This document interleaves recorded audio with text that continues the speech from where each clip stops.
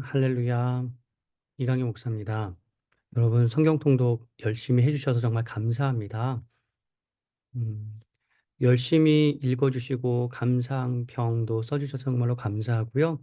그리고 질문을 또 많이 던져주셔서 감사합니다.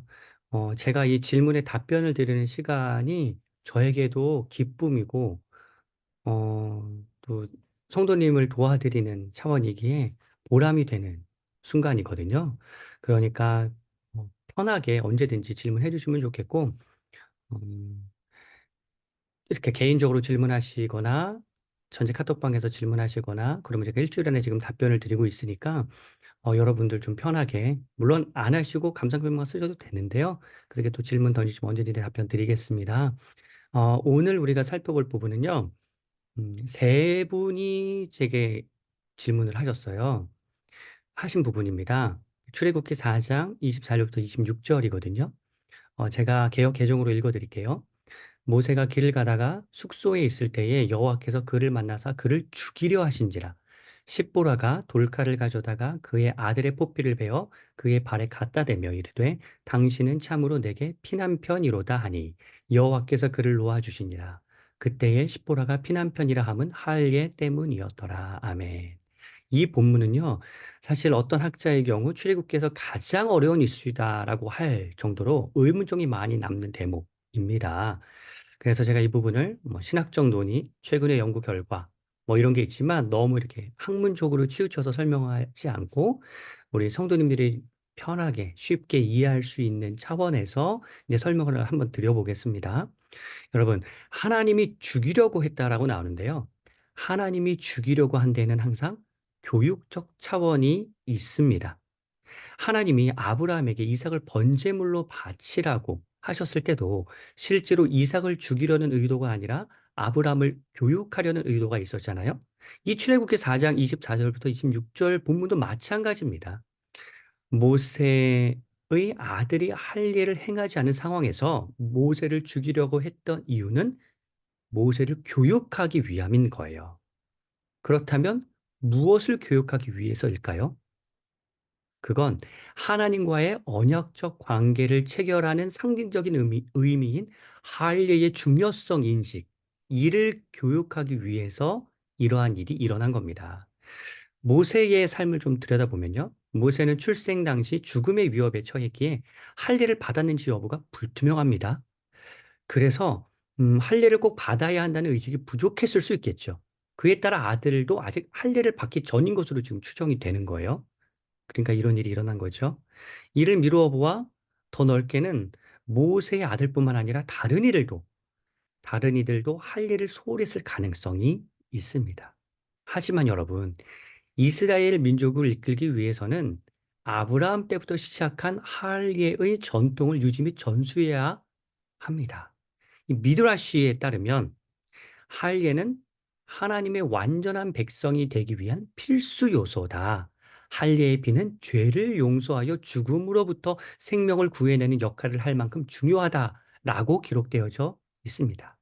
그러니까 만일 할례를 행하지 않는다면 거룩하신 하나님의 말씀, 미드라시에 따르면 거룩하신 하나님의 말씀대로 살지 않는다는 의미가 되기에 이 이스라엘 전통에서 할례는 필수적이었고 이스라엘을 이끄는 지도자로서 할례를 반드시 받아야 됐던 거죠. 그동안 일을 소홀히 했던 모세에게 하나님은 교육을 하시는 겁니다. 하나님의 말씀을 받아 바로에게 전하러 가는 중요한 상황 앞에 놓인 모세에게 하나님은 아주 적절한 때에 적절한 방법으로 교육을 하고 계신 겁니다. 이 본문을 구조적으로 보면 여행 도중에 하나님에게 죽음의 위협을 당하고 중재자가 도와 죽음을 모면하며 이후 하나님의 말씀을 전하러 간다는 식으로 되어 있는데요. 이러한 구조 속에서 하나님의 교육이 일어나고 있는 거예요. 그래서 모세가 깨닫고 회개를 하는 순간인 사건인 거죠. 이 본문이. 이런 여러 논의들이 있는데요. 그런 것들을 종합적으로 고려했을 때 제가 본문을 사역해 보겠습니다. 사역이라면 제가 개인적으로 번역을 하는 거예요. 여러 가지 상황과 맥락을 고려했을 때 이 출애굽기 4장 24절부터 26절까지를 이렇게 번역할 수 있습니다. 한번 들어보세요. 모세가 애굽으로 가서 하나님의 말씀을 대언하러 가는 도중에 여호와 하나님이 모세를 만나서 죽이려 했지만 모세는 하나님께서 왜 그러시는지 도무지 알아차리지 못했다. 반면에 십보라는 무엇을 해야 하는지를 분명히 알았다. 그것은 바로 아들에게 할례를 행하는 것이었다. 모세가 그동안 할례의 중요성을 간과하고 있었고 만일 하나님이 죽이려고 하신다면 할례 소홀 때문이라는 사실을 바로 인지했어야 했으나 모세는 스스로 깨닫지 못했다. 십보라가 돌칼을 들어 보이며 힌트를 주었으나 모세는 여전히 깨닫지 못했다. 십보라가 아들의 포피를 베었을 때도 모세는 깨닫지 못했다. 그러다 십보라가 피가 흐르는 아들의 포피를 남편의 발, 즉 성기 앞에 대고 당신은 정말 나의 피남편, 즉 피로 얻은 나의 신랑입니다. 라고 말하자 그제야 깨닫게 되는데 여호와 하나님께서 모세의 눈을 밝히사 깨닫게 하신 것이다. 모세는 그동안의 잘못을 뉘우치면서 엎드려 회개하였고 여호와 하나님께서는 모세를 죽이려고 했던 마음을 접으시고 모세를 놓아주셨다. 좀 정리가 되시죠? 여기서 중요한 점 중에 하나는 중재자의 존재입니다. 이 십보라 역할이 굉장히 중요하죠. 음. 그러니까 이를 통해 알 수 있는 사실은 인간은 한계적 존재다. 그리고 중재자가 필요하다. 이것은 더 나아가서 인류에게 우리의 중재자 되시는 메시아 예수 그리스도가 꼭 필요하다라고 하는 의미를 주기도 합니다.